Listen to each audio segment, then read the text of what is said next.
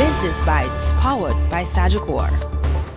Hello, I'm Cody and Barrett with your business updates for today. The International Monetary Fund, IMF, says it is likely to provide financial support to Venezuela as it re-engages with the South American oil exporter. During a press briefing on Friday, Managing Director Kristalina Georgieva says any program will depend on certain conditions being met. We will have to put in place a financial support program for Venezuela, provided we can agree on a way forward.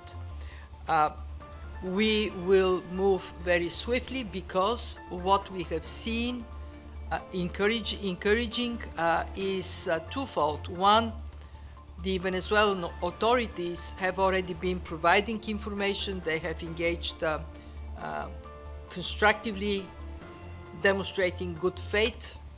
And two, we have seen in the region the neighbors of Venezuela very much supporting the re-engagement with Venezuela, and they themselves are offering to help.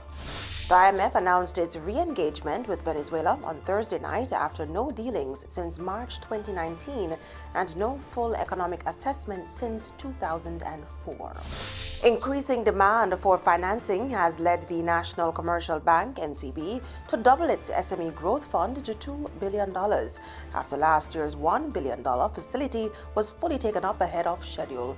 The new fund will offer loans of up to $35 million at rates as low as 9.75% to support business expansion, equipment, and working capital.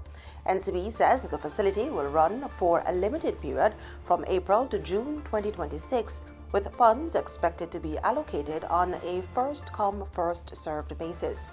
The bank noted that demand was driven in part by businesses seeking recovery after Hurricane Melissa. And that's it for the Business Bites today. I'm Cody Ann Barrett.